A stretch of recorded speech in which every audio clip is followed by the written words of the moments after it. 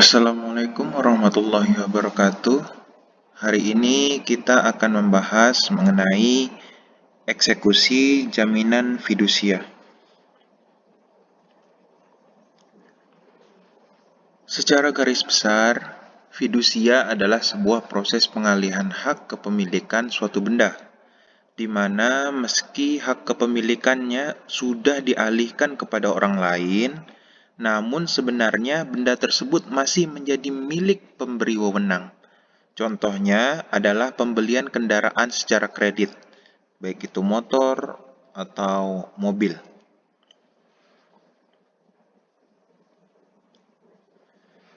Sesuai dengan ketentuan Pasal 1 Undang-Undang Nomor 42 Tahun 1999 tentang Jaminan Fidusia Butir 1, yang dimaksud dengan fidusia adalah pengalihan hak kepemilikan suatu benda atas dasar kepercayaan dengan ketentuan bahwa benda yang hak kepemilikannya dialihkan tersebut tetap dalam penguasaan pemilik benda. Jaminan fidusia adalah hak jaminan atas benda bergerak baik yang berwujud maupun yang tidak berwujud, dan benda tidak bergerak khususnya bangunan yang tidak dapat dibebani hak tanggungan sebagaimana dimaksud dalam Undang-Undang Nomor 4 Tahun 1996 tentang hak tanggungan, yang tetap berada dalam penguasaan pemberi fidusia.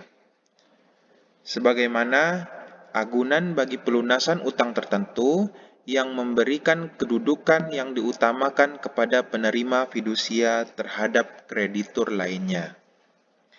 Jadi, fidusia ini jelas berbeda dengan hak tanggungan, walaupun nanti pada eksekusinya prosedurnya sama seperti eksekusi hak tanggungan. Benda objek jaminan fidusia tidak dapat dibebani hak tanggungan atau hipotek, seperti yang disampaikan tadi. Selanjutnya, pembebanan benda dengan jaminan fidusia dibuat dengan akta notaris dalam bahasa Indonesia yang sekurang-kurangnya memuat: 1. Identitas pihak pemberi dan penerima fidusia. 2. Data perjanjian pokok yang dijamin fidusia. Selanjutnya, uraian mengenai benda yang menjadi objek jaminan fidusia, nilai jaminan, dan nilai benda yang menjadi objek jaminan fidusia.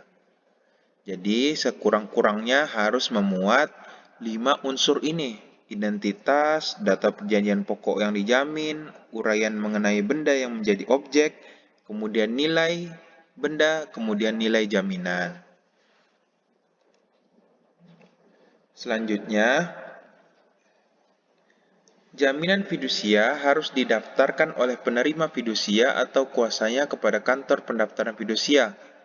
Selanjutnya, kantor pendaftaran tersebut menerbitkan dan menyerahkan kepada penerima fidusia sertifikat jaminan fidusia yang mencantumkan kata-kata demi keadilan berdasarkan ketuhanan yang Maha Esa. Selanjutnya, apabila terjadi perubahan mengenai hal-hal yang tercantum dalam sertifikat jaminan fidusia, penerima fidusia wajib mengajukan permohonan pendaftaran atas perubahan tersebut kepada kantor pendaftaran fidusia.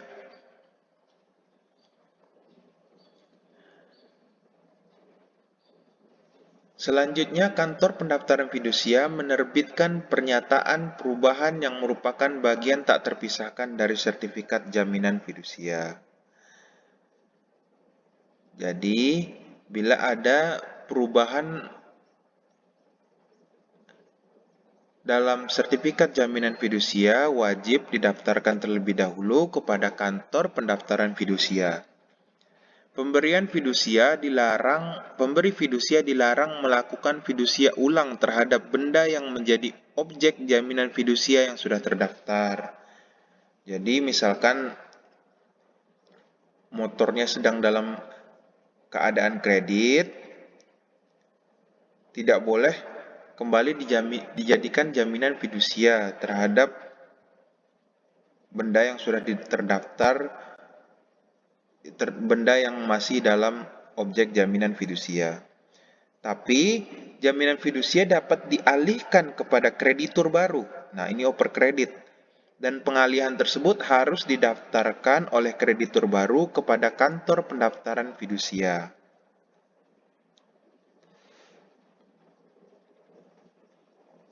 Jika debitur atau pemberi fidusia cedera janji atau wan prestasi, eksekusi terhadap benda yang menjadi objek jaminan fidusia dapat dilakukan dengan cara 1. Pengalihan hak atas piutang yang dijamin dengan fidusia yang mengakibatkan beralihnya demi hukum segala hak dan kewajiban penerima fidusia kepada kreditur baru. Kedua, penjualan benda yang menjadi objek jaminan fidusia atas kekuasaannya penerima fidusia sendiri melalui pelelangan umum serta mengambil pelunasan piutangnya dari hasil penjualan. Yang ketiga, penjualan di bawah tangan yang dilakukan berdasarkan kesepakatan pemberi dan penerima fidusia. Jika dengan cara demikian dapat diperoleh harta tertinggi yang menguntungkan para pihak. Hal ini terdapat dalam pasal 29 Undang-Undang Nomor 40 Tahun 1999 terkait jaminan fidusia.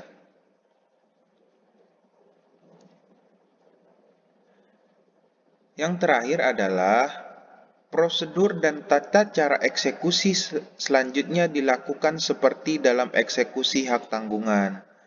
Jadi eksekusi dari jaminan fidusia ini selain dengan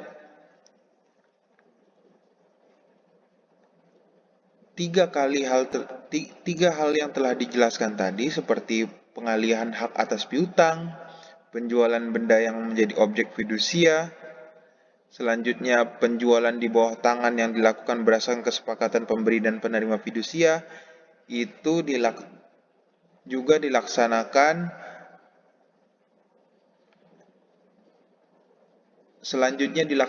sama seperti eksekusi hak tanggungan.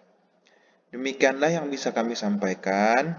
Lebih dan kurangnya kami mohon maaf. Wassalamualaikum warahmatullahi wabarakatuh.